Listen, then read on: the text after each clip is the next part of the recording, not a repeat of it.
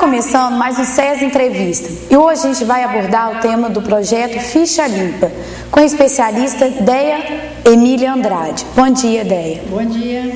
Deia, explica pra gente o que é o projeto Ficha Limpa. O projeto Ficha Limpa é uma iniciativa da Comissão Brasileira de Justiça e Paz, que a CNBB encaminhou para as igrejas, pedindo coleta de assinatura, junto com muitas outras entidades a nível nacional, OAB Nacional, ABI, sindicatos. E o projeto, o objetivo dele é que candidatos que tenham problemas de processos sérios, de mau uso da verba pública e outros, ou crime hediondo, alguma outros processos sérios, que eles não possam se candidatar. Então, o objetivo da coleta de assinatura é que toda a população do Brasil se envolvesse e lutasse para que realmente a qualidade e o nível dos candidatos melhorasse. Deia, você que é presidente do Comitê 9.840, do Comitê da Cidadania e da Comissão Arquidiocesana do município de Juiz de Fora, o que significa esse Comitê 9.840?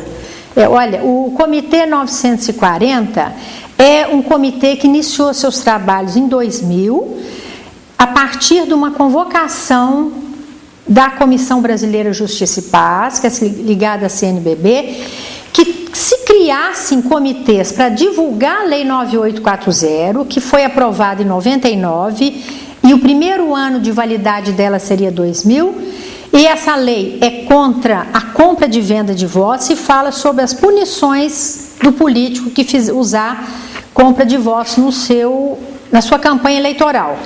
E o objetivo do comitê era que a lei realmente começasse a funcionar, como diz aqui no Brasil, que a lei pegasse. Então, era divulgar a lei e receber denúncias, e a gente faz isso desde o ano de 2000. E o que é o Comitê da Cidadania? O Comitê da Cidadania, a partir do Comitê 9840, as comunidades onde a gente fazia discussão sobre essa lei, sobre a importância do voto, e para que a comunidade, o povo, não aceitasse vender seu voto, eles solicitaram muito que a gente deveria manter essa discussão sempre, que esse comitê deveria existir sempre. Então, nós propusemos para o grupo e o grupo aceitou de iniciar o Comitê de Cidadania com o objetivo de acompanhar a Câmara Municipal, porque nós sabemos a importância do legislativo na democracia. E os legislativos não fazem ainda o seu papel de uma forma livre, independente, na defesa do coletivo, do interesse social. Então, nós iniciamos justamente para uma revalorização da Câmara, porque nós tivemos aqui um seminário pela ética na política, e isso foi falado muito, essa importância. Então, nós acompanhamos os trabalhos da Câmara Municipal, as sessões da Câmara, o trabalho dos vereadores, para informar a população sobre a atuação deles e para que a Câmara possa cada dia atuar melhor. E nós não fazemos juízo de valor de nenhum vereador nem da Câmara. A gente informa para que o povo possa ter uma visão crítica e ele também possa participar mais do legislativo e, com isso, fazer o trabalho melhorar. Como que o projeto Ficha Limpa foi elaborado? O projeto Ficha Limpa, ele foi elaborado com base ainda no projeto de lei da 9840, que iniciou em 96 com um questionário em todo o Brasil para que a população falasse o que ocorria durante as eleições. A partir daí foi elaborado o projeto 9840, que não foi aprovado na sua totalidade, mas que já foi um avanço muito grande, punindo o político que abuse do poder econômico, que use verba pública na campanha e que compre voto oferecendo qualquer benefício. A partir daí, agora foi iniciado o projeto Ficha Limpa, justamente vendo e também baseado nos escândalos de corrupção ocorridos no Legislativo. Em 2008 foram 600 cassações. Mais de 600 cassações até 2008. Nas eleições de 2000, 2002, 2004, 2006, 2008. Em 4 eleições, e hoje nós já temos mais. Nós estamos vendo agora recentemente a cassação do prefeito de Carangola por abuso do poder econômico.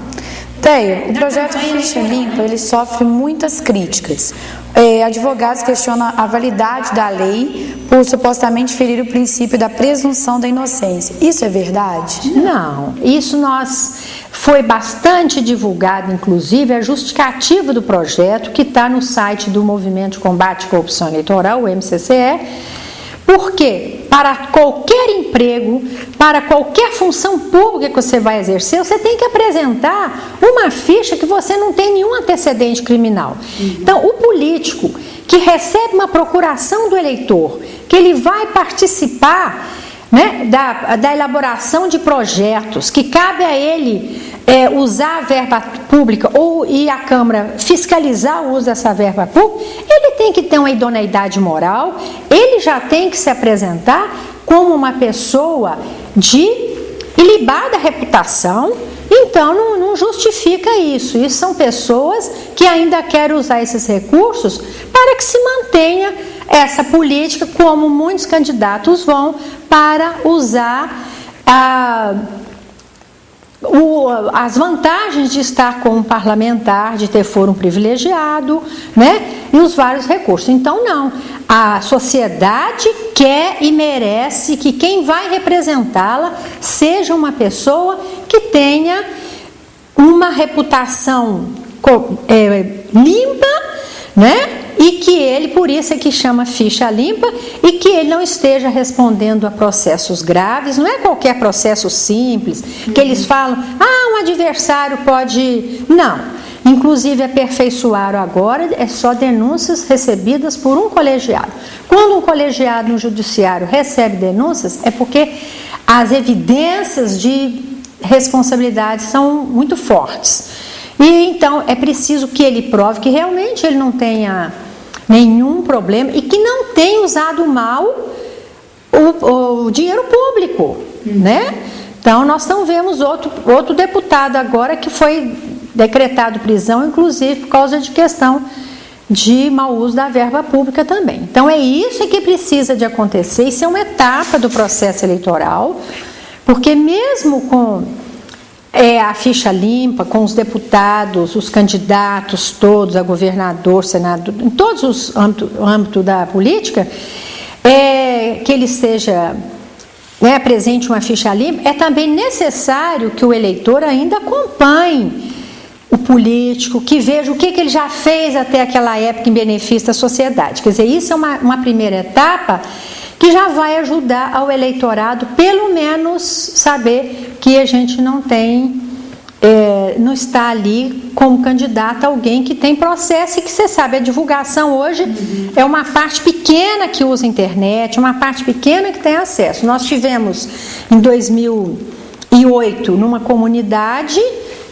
que uma entidade chamou, que ela reuniu os políticos daquela região, e ali tinha um candidato que tinha mais de 20 processos. Então, ali, isso é importante. Na segunda etapa do debate, ele nem ficou, ele saiu fora quando a gente começou a falar o que era proibido, o que não podia. Então agora a gente vai para um breve intervalo. No próximo bloco nós conversaremos sobre o projeto Ficha Limpa em Juiz de Fora e sobre o movimento de combate à corrupção na cidade. Não perca, não saia daí, até o próximo bloco.